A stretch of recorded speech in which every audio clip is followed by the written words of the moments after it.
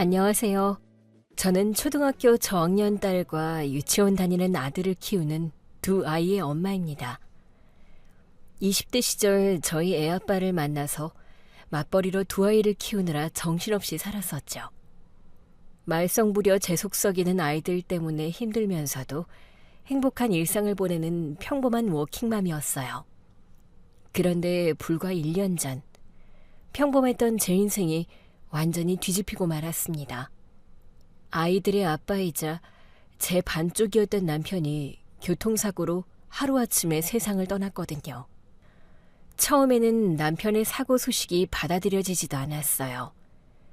그날도 퇴근해서 저녁을 뭐 먹겠냐며 평범한 대화를 나누었었는데 돌아온 것은 차가운 남편의 시신이었습니다. 제대로 생각할 겨를 없이 장례식 치르고 뒤늦게 정신 차려보니 제 앞에 놓인 현실이 너무 막막하더라고요. 아직 어린아이들은 제 아빠를 찾으며 울고 저는 그런 아이들 생각하며 슬퍼한 시간조차 없었어요. 남편 없이 저 혼자 일을 해야 하고 집안일도 해야 하고 그저 기계처럼 바쁘게 움직였죠. 그래도 차라리 바쁘니까 버틸만 하더라고요. 새벽같이 일어나서 출근 준비를 하고 아이들 밥 먹여서 학교 보내고 하루 종일 일하다가 퇴근해서 아이들 돌보다 보면 저는 피곤함에 지쳐 잠들곤 했습니다. 저는 친정부모님이 일찍 돌아가셔서 도움받을 친정이 없었어요. 그러다 남편까지 떠나니 시댁이 유일한 가족이 되었죠. 저희 시어머니는 이제 70살이셨는데 5년 전 시아버지가 돌아가시고부터 홀로 지내시다가 2년 전부터 혼자 교회에 전원주택을 얻어 살고 계셨어요. 시아버지 돌아가시고 나서는 자꾸 도시가 답답하다고 전원생활하고 싶다고 하시더니 작은 마을에 아담한 주택을 마련하셔서 내려가 버리셨죠. 남편이 살아있을 때는 남편이 어머니가 걱정된다고 자주 들여다보고 했었는데 남편이 떠나고 제가 두 아이들 돌보느라 바쁘다 보니 자주 찾아뵙지 못하게 되더라고요. 그리고 솔직히 말하면 제가 시어머니랑 그렇게 친한 사이는 아니었어요. 그렇다고 사이가 나쁜 건 아니고 그냥 평범한 부부관계라고 해야 할까요? 명절 때 만나고 생신 때 찾아뵙고 가끔 안부 전화 드리고 남들 다 아는 며느리돌이 하면서 사는 정도였거든요. 사실 저희 시어머니도 살가운 편은 아니고 평범한 시어머니시라 며느리 입장에서 서운할 때도 종종 있었던 게 사실입니다. 친정이 없어서 더 그렇게 느꼈는지 모르겠지만 결국 시어머니는 시어머니구나 생각했어요. 그래도 나쁜 분은 아니시고 남편의 어머니이자 아이들 할머니이니 저는 제 도리하면서 적당한 거리를 유지하는 관계였었죠. 그러다 남편이 떠난 뒤로는 제가 도통 정신이 없어서 시어머니를 챙기지 못했던 것도 사실이었어요. 그래도 다행히 서방님과 동서가 있었고 어머니도 과부된 제 사정을 아시니 저를 이해해 주실 거라 생각했습니다. 솔직히 말하면 제 앞가림하기 바빠서 시어머니 걱정을 못했던 것도 사실이었죠. 그렇게 남편이 떠난 후 1년이라는 시간이 흘렀던 어느 날 저녁, 애들 재우고 밤늦게 설거지하고 있는데 시어머니한테 전화가 걸려왔습니다. 벌써 시계바늘이 밤 10시를 가리키고 있었는데 일찍 잠드시는 시어머니가 왜 이 시간에 전화를 하셨을까? 이상하다 싶었죠. 애미야. 네, 어머니. 무슨 일이세요? 내가 할 말이 있는데 말이다. 무슨 일이 있으세요, 어머니? 편하게 말씀하세요. 왠지 불안하게 느껴지는 시어머니의 음성에 저도 괜히 불안해졌습니다.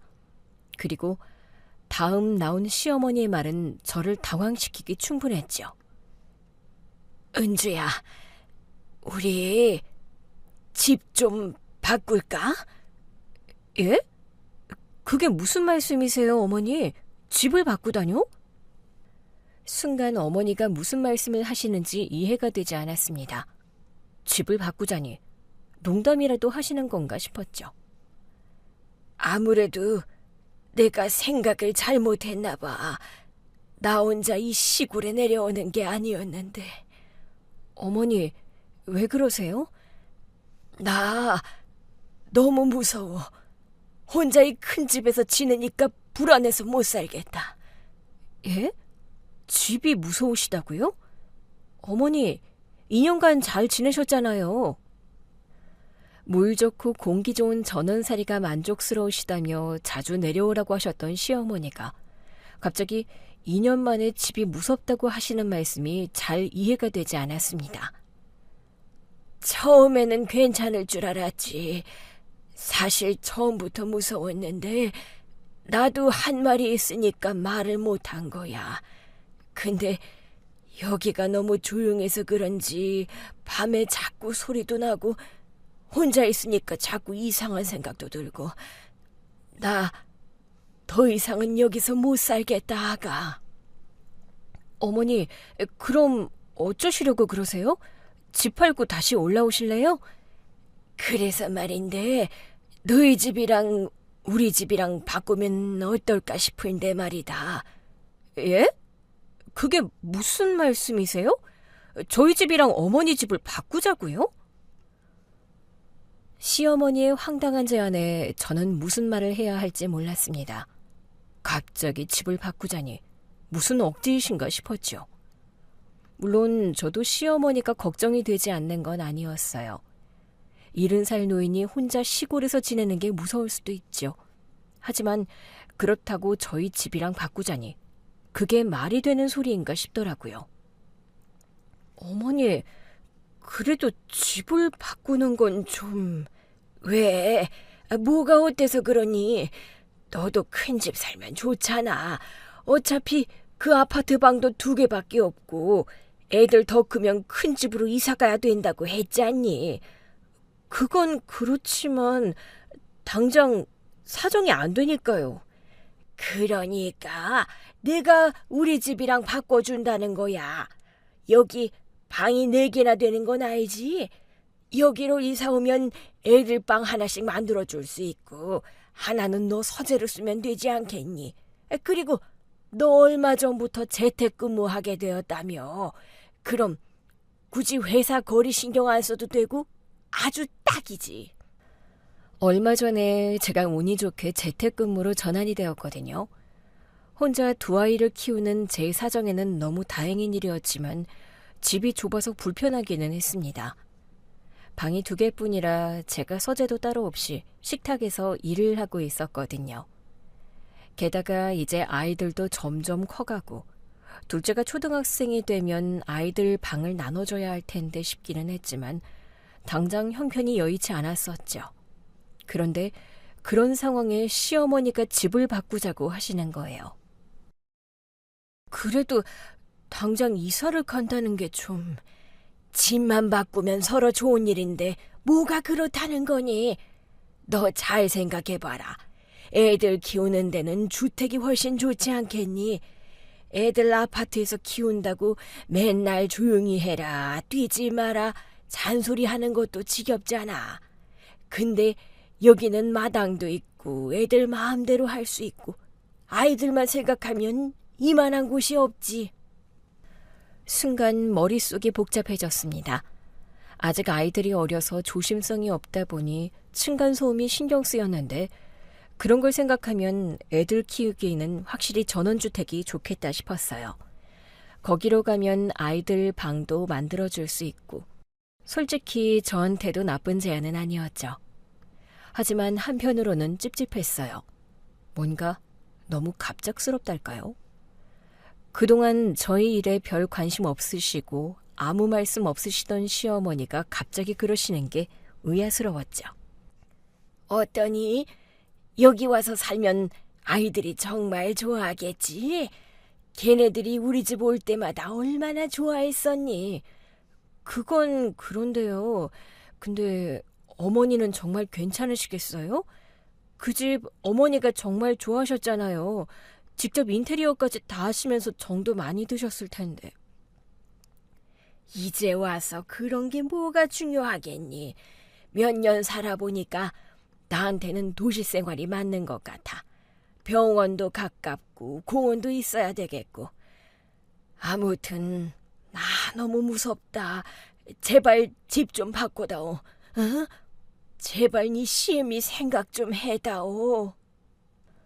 시어머니가 약한 모습으로 그렇게까지 말씀하시니 저도 더 할 말이 없었습니다. 알겠습니다, 어머니. 제가 생각 좀 해볼게요. 시어머니의 전화를 끊고 저는 한참 동안 고민에 빠져 있었습니다. 어떻게 해야 좋을까? 이사를 가는 게 맞는 걸까? 방 개수니 층간소음이니 이런저런 장점들이 떠올랐지만 사실 가장 제 마음에 끌렸던 건 이사 그 자체였어요. 남편이 떠난 뒤로 남편과 같이 살던 집에서 계속 지내는 게 꽤나 힘들었었거든요. 좁은 집안에 어딜 봐도 남편의 흔적들이 있었고 저는 그것들을 보면서 매번 남편이 그리웠습니다. 그래서 이사를 가고 싶다 생각하기는 했었는데 마침 시어머니가 집을 바꾸자고 하시니 차라리 그러는 편이 좋지 않을까 싶더라고요. 게다가 다른 사람도 아니고 시어머니가 힘들다고 하시는데 며느리로서 그걸 외면할 수는 없었죠. 결국 며칠 후 저는 어머니께 연락을 드렸습니다. 어머니 말씀대로 할게요. 저희랑 집 바꾸세요, 어머니. 그래, 그게 정말이니? 아이고, 고맙다, 아가. 그래, 잘 생각한 거야. 이러는 게 너희한테도 나한테도 좋은 일이지. 그제서야 시어머니 목소리에서 안도감이 느껴졌습니다. 그 순간 저도 제 선택이 옳다고 생각했죠. 막상 결정이 내려지자 시어머니는 하루빨리 이사를 하고 싶어 하셨고 그렇게 한 달 만에 급히 이사 날짜를 잡고 저희는 드디어 이사를 가게 되었습니다. 어머니는 제 아파트로, 저와 아이들은 어머니가 지내시던 전원주택으로 들어가게 되었죠. 막상 이사를 들어가고 보니 고민했던 게 무색하다 싶을 정도로 아이들이 정말 좋아하더라고요. 아파트에 살면서 눈치만 봐야 했던 아이들은 신나서 마당을 뛰어다녔습니다. 얘들아, 다치지 않게 조심해서 뛰어. 엄마, 여기 진짜 좋다. 우리 이제 여기서 살아? 그래, 이제 할머니 대신에 우리가 여기서 사는 거야. 왜? 이 집이 우리 집보다 훨씬 좋은데 할머니는 왜 여기 안 살아? 글쎄, 할머니는 이 집이 너무 커서 싫으시대. 할머니 이상하다. 나는 짱 좋은데. 나 앞으로 죽을 때까지 여기 살고 싶어, 엄마. 어린아이들은 그저 큰 집으로 이사 온 게 좋은지 아무 걱정 없이 해맑아 보였습니다. 그렇게 좋아하는 아이들을 보니 저도 비로소 안심이 되었죠. 역시 애들한테는 이런 게 좋은 거라 생각하면서 스스로를 다독였죠. 그렇게 이사를 하고 첫날 밤이 되었습니다. 하루 종일 뛰어놀던 아이들은 저녁을 먹자마자 잠에 들었고 저도 이삿짐 정리를 대충 하고 일찍 침대에 누웠어요. 이사하는 게 워낙 신경 쓸 일이 많아서인지 무척 피곤하더라고요. 하지만 피곤함과 별개로 잠이 쉽게 오지 않았습니다. 낯선 집, 낯선 환경이 아직 어색한 탓이었겠죠. 그런데 그때 지하에서 무슨 소리가 들렸습니다. 끽끽. 신경을 거스르는 작은 소리가 지하실 쪽에서 들려오더라고요. 처음에는 착각인가 싶었어요. 어디 밖에서 바람이 부는 소리인가 싶었는데 잠시 뒤 다른 소리까지 들려왔습니다. 톡, 톡톡. 누가 지하실에 있기라도 한 건지 순간 심장이 빠르게 뛰기 시작했어요. 결국 저는 소리의 출처를 알기 위해 늦은 밤 지하실로 내려가야 했습니다. 그리고 그곳에서 충격적인 광경을 보게 되었죠. 지하실로 내려가자마자 한쪽 벽이 완전히 젖어 있더라고요. 그곳에서는 계속 물이 톡톡 떨어지고 있었고 바닥에는 물웅덩이가 고여 있었어요. 계속 신경을 거슬렸던 소리가 누수 소리였던 겁니다. 너무 당황해서 주변을 살펴보자 상황은 제 생각보다 훨씬 심각했어요. 물에 젖은 벽면 옆으로 곰팡이들이 새까맣게 슬어 있더라고요. 이게 대체 얼마나 오래된 건지 대충 봐도 하루 이틀 된 누수는 아닌 것 같은데 어머니가 이걸 모르고 계셨나 싶더라고요. 주택이다 보니 누수 문제가 무엇보다 심각했습니다. 지하가 이 정도로 엉망이면 다른 곳은 대체 어느 정도일지 감도 잡히지 않더라고요. 그래서 저는 조급한 마음에 급히 누수업체를 알아보기로 했어요. 어디 잘하는 곳을 소개받고 싶어서 집 근처에 있던 부동산을 찾아갔죠. 안녕하세요, 사장님. 저 이 동네로 막 이사 온 사람인데요. 집에 누수가 있어서 수리업체 좀 소개받고 싶어서요. 혹시 아시는 분 계실까요? 이사요? 어느 집이세요? 부동산 사장님께 저희 집 주소를 말했더니 사장님이 순간 멈칫하시는 겁니다. 거기 이사 들어오셨다고요? 예, 어제 이사 왔는데 왜요?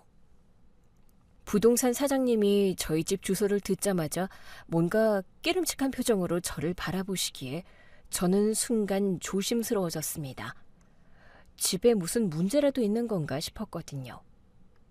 거기 매매로 들어오셨어요? 왜 그러세요? 무슨 문제라도... 아니, 그 집이 한참 안 나가던 집이었는데 들어오셨다니 신기해서요. 누수 문제가 꽤 심하다고 들었는데 그래서 전에 세입자가 들어오려고 하다가 몇 번 기약이 틀어졌어요. 누수를 잡아야 집이 나갈 텐데 집주인이 말이 잘 안 통하시는 분이시라서요. 순간 제 머릿속이 하얘졌습니다. 누수 문제가 이미 있었다니, 계약이 틀어졌다니, 이게 다 무슨 말인가 싶었죠. 이미 집을 내놨다고요? 누수업체 알아보시는 거 보니까 문제가 있으신가 본데 전 주인이랑 얘기 안 하셨어요? 아이고, 어떻게 그걸 속이고 집을 파셨나? 집주인이 양심이 없으시네. 아니에요. 제가 뭘 잘못 알았나 봐요. 제게 그 집을 떠넘긴 사람이 제 시어머니라는 걸 차마 말할 수 없었던 저는 조용히 부동산을 돌아 나와야 했습니다. 그리고 저는 놀란 가슴을 한참 동안 진정시켜야 했어요. 어머니는 이미 다 알고 계셨던 겁니다. 분명히 알고 계셨어요. 세입자들이 다 마다하는 팔지도 못한 집을 저한테 떠넘긴 거예요. 순간 배신감과 충격에 손이 떨려서 휴대폰을 제대로 잡을 수도 없었습니다. 정말 너무 화가 나더라고요. 대체 며느리를 뭐로 보고 이런 짓을 하신 건지. 시어머니가 도저히 이해될 수 없었습니다. 며느리인 저한테는 그렇다 쳐도 손주들 생각은 안 하셨던 걸까요? 손주들이 곰팡이 잔뜩 스른 집에서 살게 될 것을 뻔히 알고도 그런 짓을 하셨다는 게 도무지 믿을 수가 없었죠.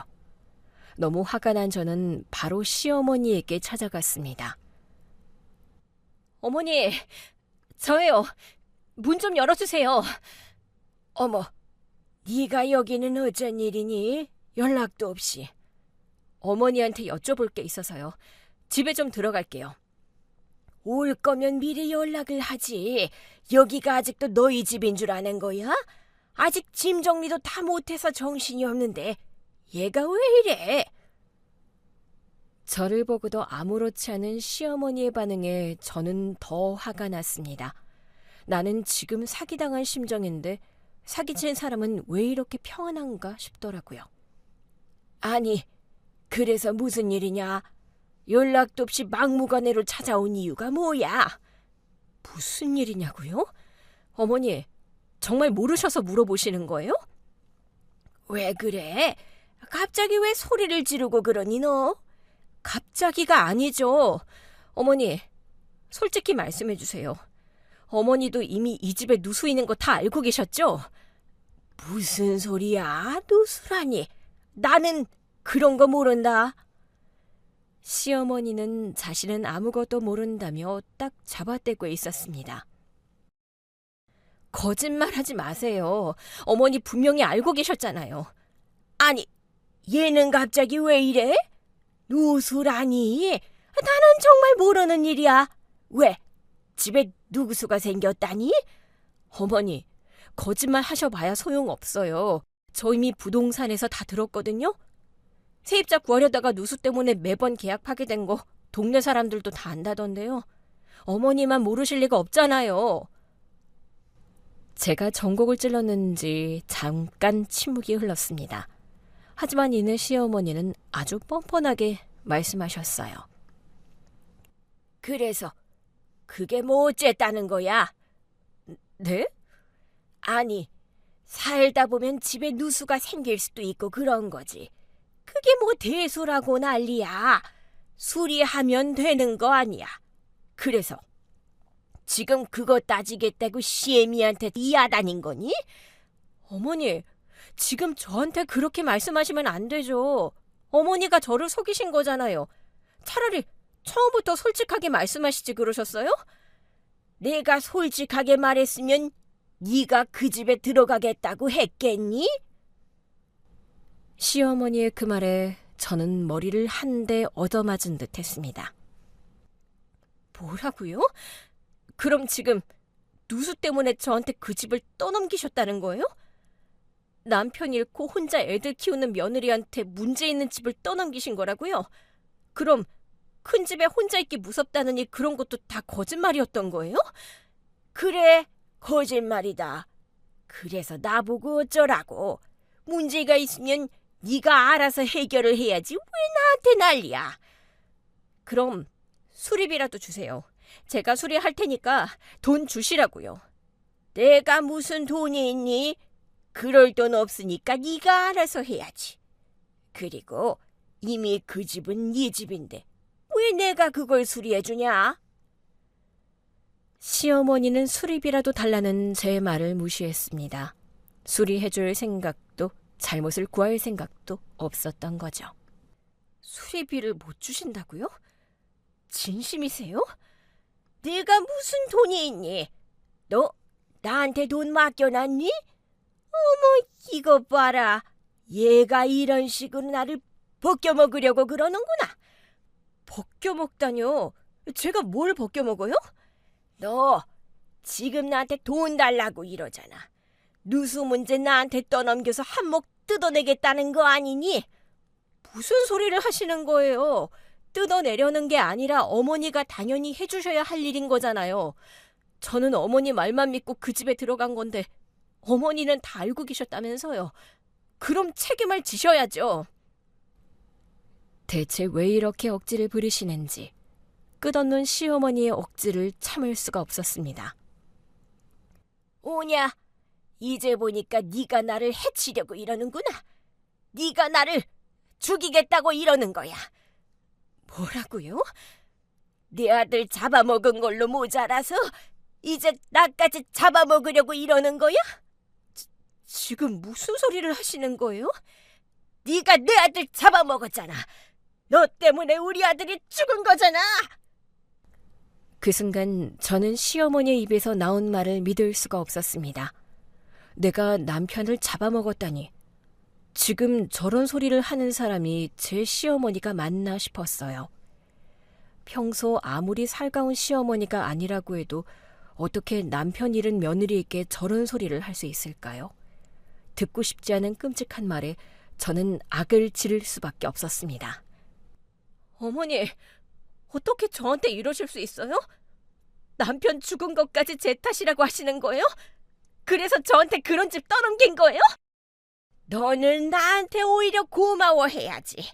네가 나 아니면 그런 집에서 살아볼 수나 있겠니?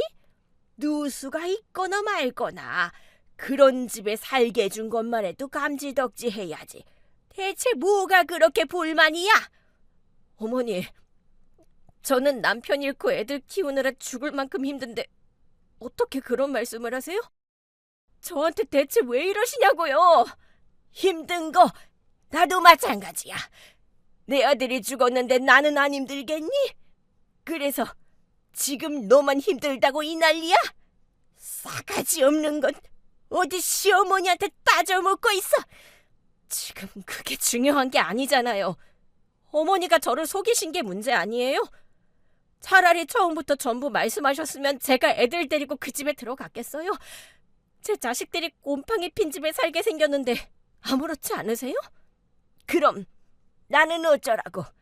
나도 스트레스 받아서 미쳐 죽을 지경인데 집은 안 팔리지, 누수는 안 잡히지.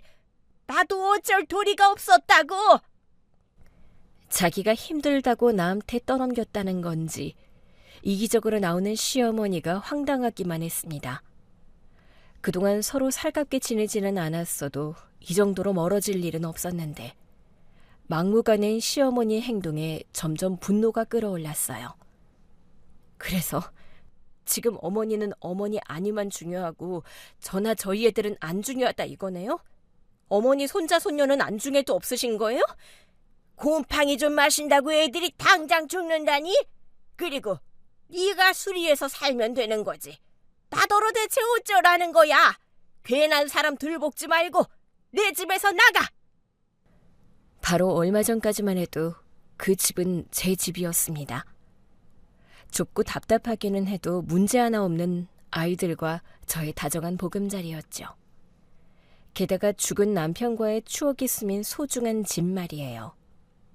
그런 집을 시어머니 말 한마디에 바꿔드렸더니 돌아오는 게 문전박대였네요.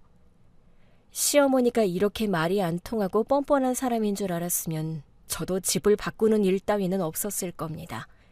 아니, 처음부터 솔직하게 누수 얘기만 해주셨더라도 이렇게 화가 나지는 않았을 거예요.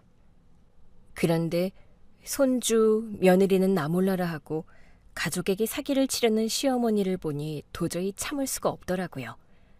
저는 순간 홧김에 시어머니 멱살을 잡고 말았습니다. 내 집 돌려내! 내 집 돌려내라고! 이게 미쳤나? 어디 시엠의 멱살을 잡고 있어! 어머니가 그렇게 나오시면 저도 눈에 뵈는 거 없어요. 제 아이들은 어쩌라고요?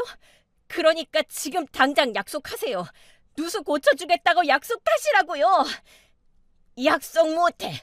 네 일은 네가 해결해. 남의 돈 탐내지 말고 네 돈으로 고치라고.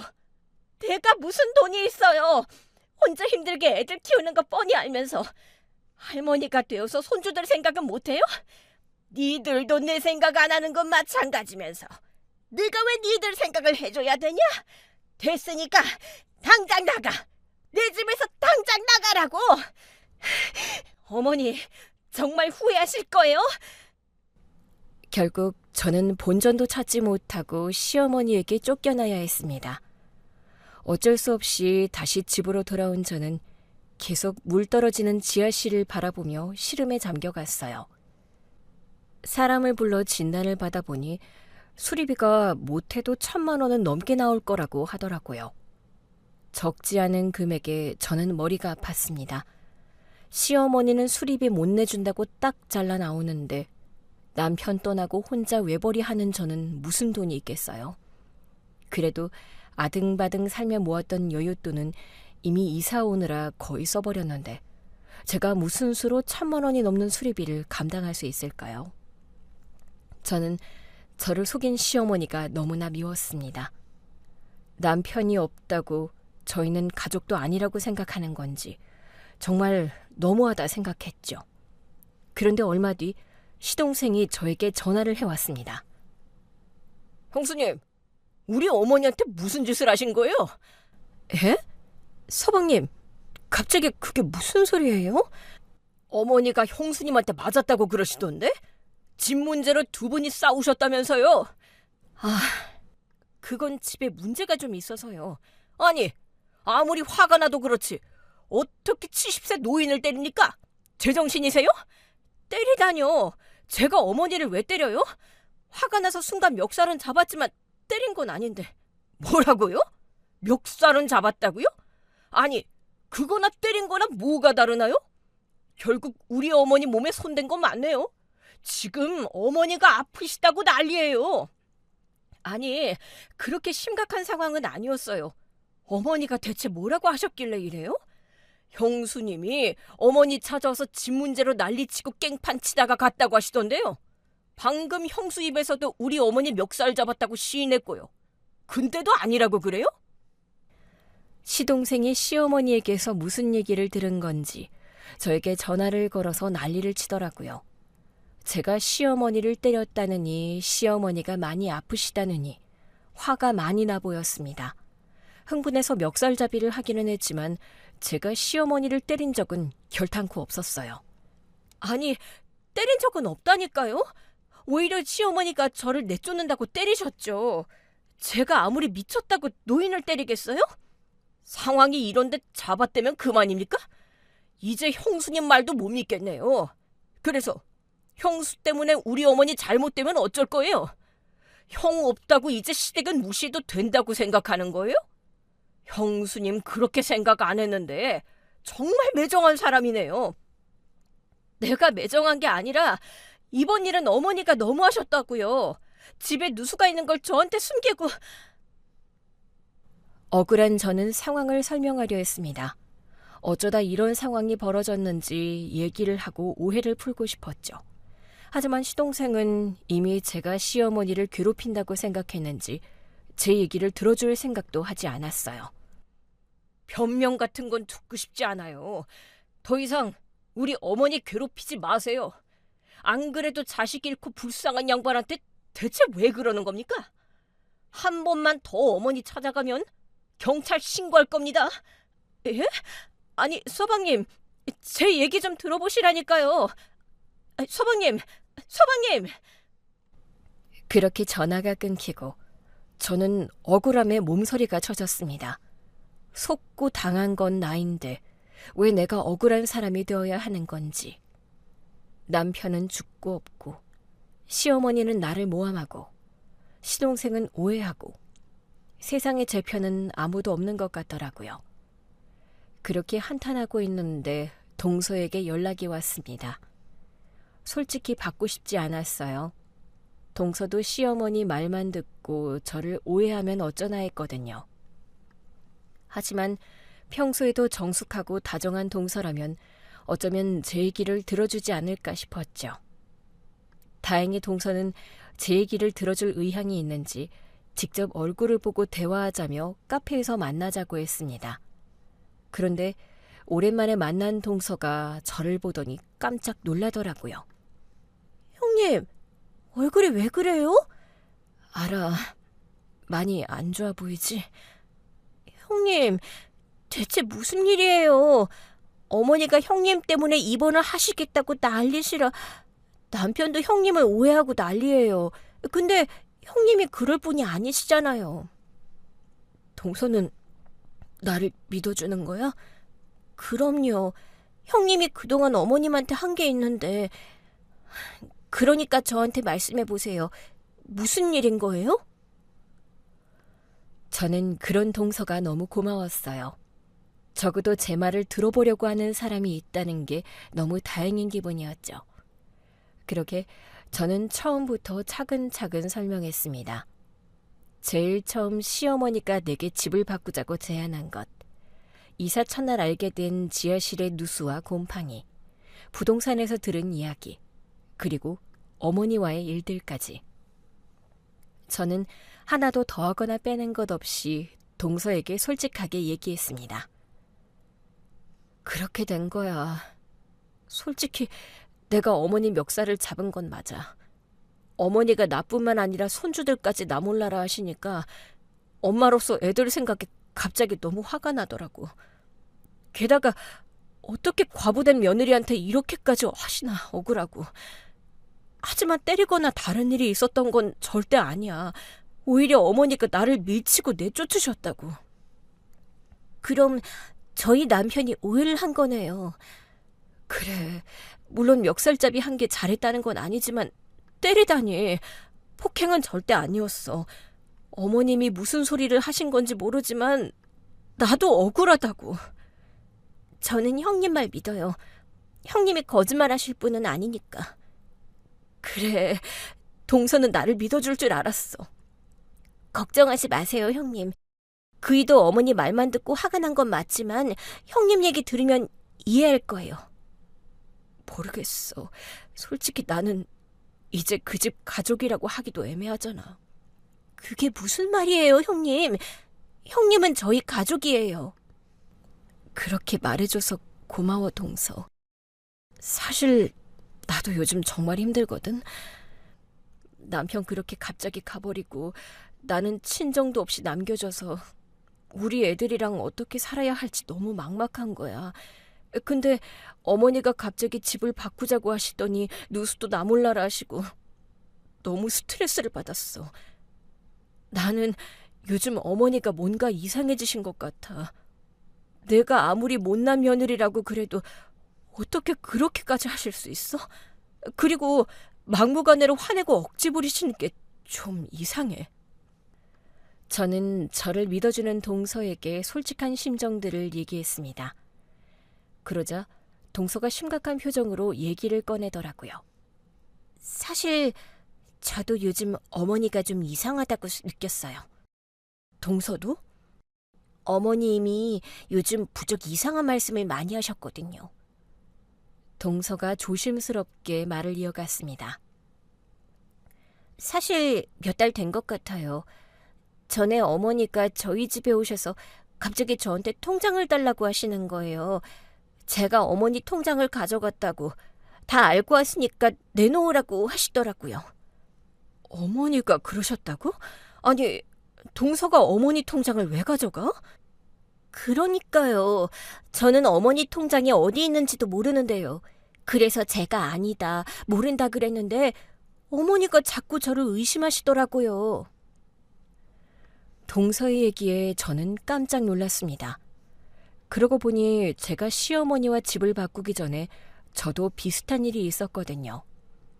집에서 시어머니가 폐물이 없어졌다고 그러셨는데 그때는 별 생각 없이 그냥 집안에 잘 찾아보시라고 대수롭지 않게 넘어갔었거든요. 근데 그것도 어쩌면 저를 향한 의심이었던가 싶더라고요. 그리고 어느 날은 새벽에 저희 남편한테 전화해서 집에 도둑이 들은 것 같다고 막 그러시더라고요. 급하게 가봤더니 별일은 없었는데 그런 일이 몇 달 사이에 종종 있었어요. 그런 일이 있었어? 나는 몰랐어. 형님도 아주버님 일로 고민이 많으실 텐데 괜히 신경 쓰게 하기 싫어서 말 안 했거든요. 근데 그 뒤로도 누가 자기를 따라오는 것 같다거나 집에 물건이 없어진다거나 그러시더라고요. 처음에는 저희도 그냥 나이가 있으셔서 깜빡깜빡 하셨나 보다 싶었죠. 세상에, 나도 사실 그런 일이 몇 번 있었거든. 근데 그냥 그러려니 하고 별 신경을 못 썼던 것 같아. 사실 나도 내 앞가림하기 바빠서 어머니한테 소홀했던 게 사실이라. 서방님은 알고 있어? 대충은 아는데 심각하게 생각하지는 않나 봐요. 일은 노인이 혼자 계시니까 괜히 그러신다고 대수롭지 않게 생각하더라고요. 어머니가 확실히 이상하긴 하네. 형님, 아무래도 어머니 병원 한번 가보셔야 할 것 같아요. 어머니가 치매라도 걸리셨다는 거야? 에이, 그러기에는 중요한 건 다 기억하시던데. 아니요, 치매 말고 정신과요. 제가 알아보니까 어머니 증상이 망상장애나 피해망상 같더라고요. 어머니가 피해망상이라고? 저도 정확히는 모르겠지만 지금 어머니 행동들이 정상은 아닌 것 같아요. 특히 아주버님 돌아가시고 심해지신 것 같아서요. 저는 그때부터 어머니가 이상해지셨다고 느꼈어요. 동서는 뭔가 알고 있었던 거야? 근데 왜 진작 말 안 했어? 그때는 형님이 가장 힘드셨잖아요. 그리고 어머니가 정말 어디가 문제이신지 확신도 없었고. 근데 오늘 형님 얘기 듣고 나니까 확실해진 것 같아요. 어머니가 정말 문제가 있으신 거예요. 그러자 제 머릿속에 복잡해졌습니다. 피해망상이라니. 그런 건 생각해보지 못했거든요. 그냥 어머니가 나를 속이셨다는 생각에 화만 났는데 정말 그럴지도 모른다고 생각하니 갑자기 시어머니가 걱정이 되기 시작했어요. 그래서 동서와 저는 시동생과 다 같이 만나서 이 문제를 진지하게 나눠보기로 했습니다. 만약 시어머니가 정말 아프신 거라면 그건 걱정해야 할 일이니까요. 형수님, 집사람한테 다 들었습니다. 제가 너무 성급하게 판단했어요. 죄송합니다. 아니에요. 나도 잘못한 게 있으니까 사과받을 입장은 아니죠. 그래도 형수님 입장도 들어봤어야 하는 건데 어머니가 다치셨다는 말만 듣고 너무 흥분을 했어요. 형수님을 오해해서 죄송해요. 아니에요. 서방님 입장에서는 그럴 수 있죠.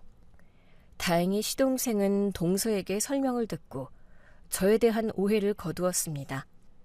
그리고 어머니에게 문제가 있다는 걸 인지하게 되었죠. 문제는 지금 어머니의 상태예요. 어머니가 정말 문제가 있으신 거라면 우리가 나서야죠. 사실 저도 어렴풋이 어머니가 달라지신 것 같다고 느끼고 있었어요. 근데 인정하기 싫더라고요. 우리 어머니가 그럴 리 없다고 생각했거든요. 나도 사실 화내기만 바빴지 그렇게 생각하지를 못했어요. 그래서 어떻게 어머니를 병원에 모시고 가죠? 어머니가 병원에 가겠다고 하실까요? 설득해야죠. 아니면 강제로라도 모셔가야죠. 우선 내과 검진부터 받으시는 게 어떨까요? 그러면서 자연스럽게 정신과 상담도 받게 하고요. 그럼 제가 건강검진 받으러 가시자고 말씀드릴게요. 아들이 말하면 들으시겠죠. 그러실까요? 그게 제일 좋은 방법인 것 같은데. 그렇게 저희는 시어머니를 병원에 모시고 가기로 계획을 세웠습니다. 저희는 며칠 뒤 대학병원에서 모두 만나기로 했어요. 시동생이 미리 상황을 설명하고 예약을 잡아뒀고 시어머니는 건강검진 받는 줄 아시고 오셨죠. 그렇게 시어머니는 자신도 모르는 사이에 정신과 진료를 받게 되셨습니다. 그리고 1시간쯤 지났을까? 의사 선생님이 보호자들을 불렀습니다. 환자분은 현재 망상장애 증상을 보이고 있습니다. 특히 피해망상이 심한 편이고요. 망상장애요? 네. 환자분은 지금 주변 사람들이 자신의 재산을 노린다거나 자신을 해치려 한다는 의심을 하고 계세요. 물론 현실로 일어나지 않는 일이지만 본인이 그렇게 생각하고 계신다는 거죠. 그 믿음이 이미 상당히 진행된 것 같고요. 그럼 어머니가 갑자기 달라지신 게 정말 그것 때문인가요?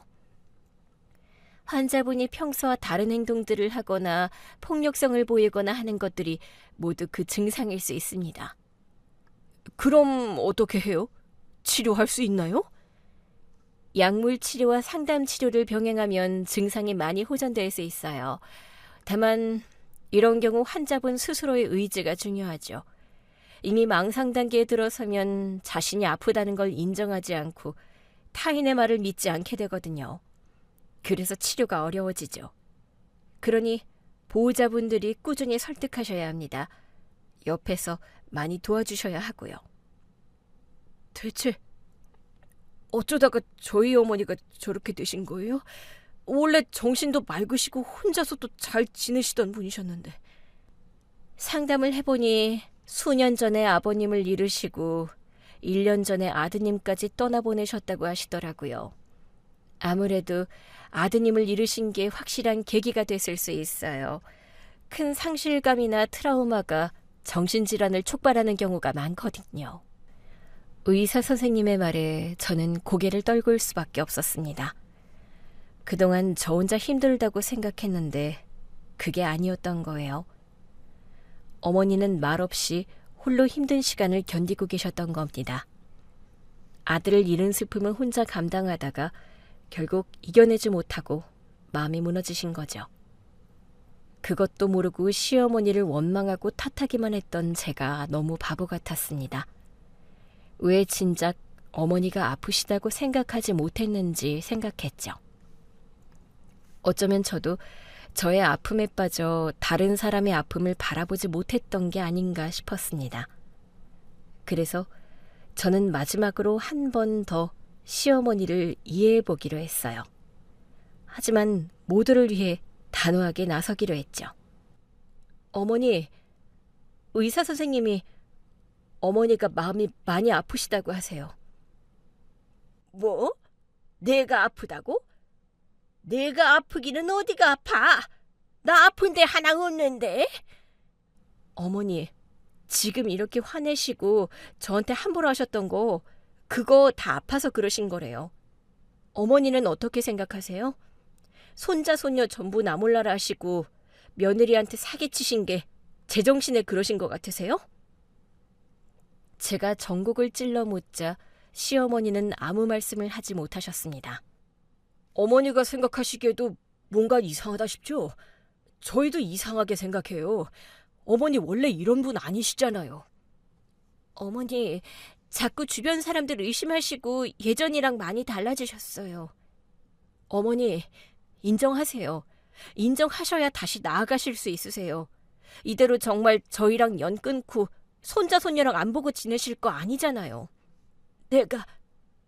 내가 이상하다고? 내가 정신이... 시어머니는 충격을 받으셨는지 한동안 멍하니 계셨습니다. 저희는 시간을 충분히 두고 어머니가 직접 생각을 하실 수 있게 기다려드렸죠. 그리고 한참 만에 어머니가 말씀하셨어요. 그래, 내가 확실히 뭔가 이상하기는 했던 것 같아.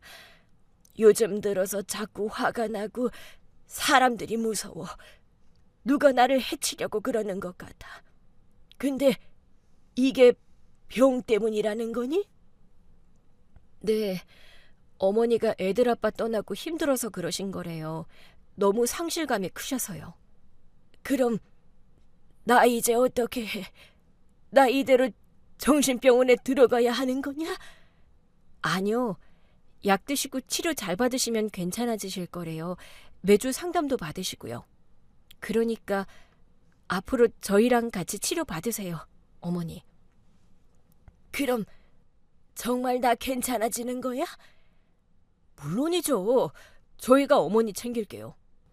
그동안 못 알아채서 죄송해요, 어머니. 다행히 시어머니는 자식들의 노력에 보답해 주셨습니다. 정신과 치료를 거부하지 않으시고 열심히 약을 드시고 치료를 받기로 저희들과 약속하셨죠. 그리고 한 달 뒤 시어머니에게서 전화가 걸려왔는데 오랜만에 아주 다정한 음성이셨습니다. 애미야, 나 요즘 약 잘 먹고 있다. 잘하셨어요, 어머니. 상담도 안 빠지고 가셨죠? 매번 선생님이랑 대화하고 오고 있어.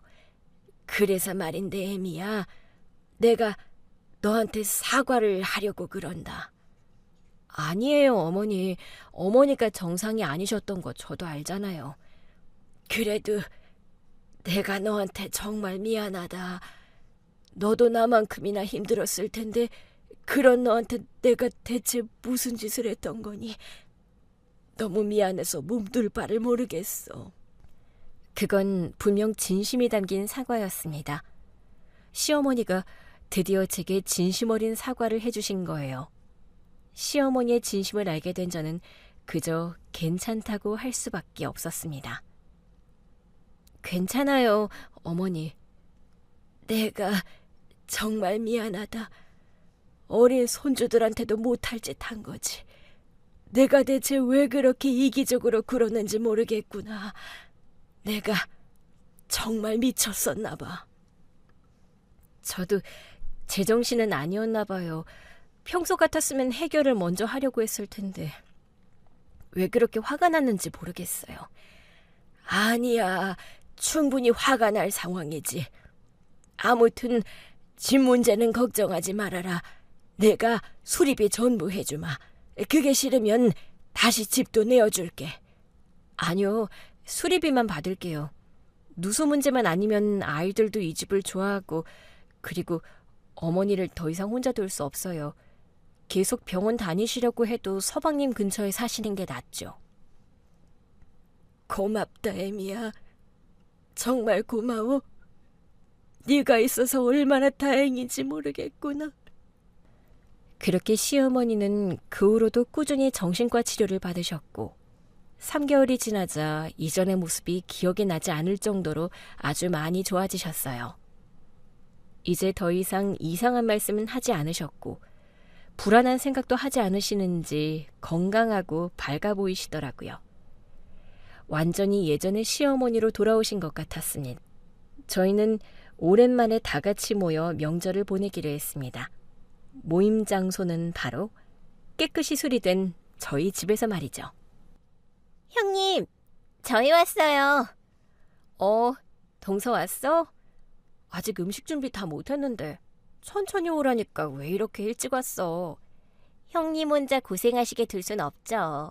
그리고 다른 것보다 어머니가 빨리 가보자고 성화이셔서요. 나도 왔다, 애미야.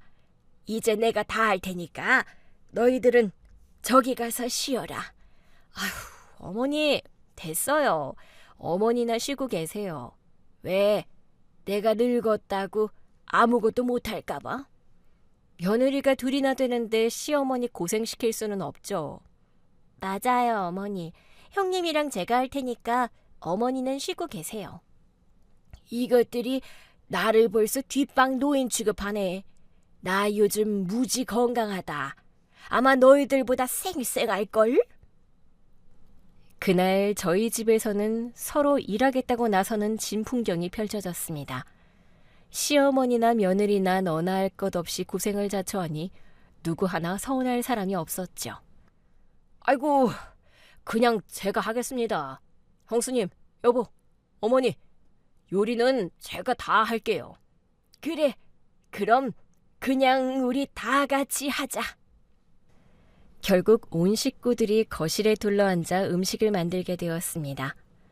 저는 전을 부치고 시어머니는 나무를 하시고 동서 시동생은 만두를 빚고 있었죠. 아이들도 고사리 손으로 일손을 거들었고요. 그렇게 다 같이 모여 있으니 힘든지도 모르겠더라고요. 얼마 만에 느끼는 풍성함인지 남편이 떠나고는 처음이었어요.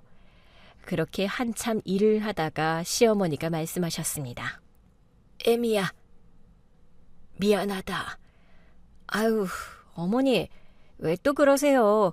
이미 다 지난 일이에요. 아니야, 내가 너한테 미안한 마음을 어떻게 다 설명하겠니? 너희들 도움으로 약 먹고 정신 차리니까 내가 얼마나 끔찍한 사람이었는지 보이더라. 며느리한테, 손주들한테 어떻게 그렇게 할 수가 있었나 싶었어. 어머니, 그건 병 때문이었어요. 어머니 잘못이 아니잖아요. 그렇다고 병이라고 다 용서되는 건 아니잖니. 나 때문에 너랑 아이들이 얼마나 힘들었을까 생각하면 내가 자꾸 눈물이 난다. 시어머니는 눈물을 보이셨습니다. 그런 시어머니를 보자 저도 눈물이 났어요. 어머니, 저도 이제 어머니를 이해해요. 생각해보니까 저는 아이들이 곰팡이 때문에 탈날까봐 미칠 지경이었는데 어머니는 아들을 잃으셨으니 그 속을 누가 알아주겠어요? 그렇게 말해주니 고맙다, 애미야. 정말 고마워. 그러니까 우리 이제 서로 기대고 살아요. 우린 가족이잖아요. 고맙다, 은주야. 우리 아들이 좋은 사람 만났구나. 이런 널 보면 그 애도 걱정은 없을 거야. 어머니가 저를 꼭 안아주셨습니다. 그리고 그날 밤 저희는 열심히 만든 음식들을 나누며 그동안 못했던 이야기도 많이 나누었어요. 시어머니의 젊은 시절 고생담부터 시동생과 남편의 어릴 적 이야기까지. 그 자리에 남편이 없다는 게 아쉬웠지만 그래도 이제는 남편의 기억을 웃으며 추억할 수 있게 되네요. 어쩌면 남편도 지금 이 모습을 보고 다행이라 생각하고 있지 않을까. 저는 그렇게 느꼈습니다. 앞으로도 아이들을 잘 키우고 시어머니를 돌보며 평온한 삶을 살아가겠습니다. 감사합니다.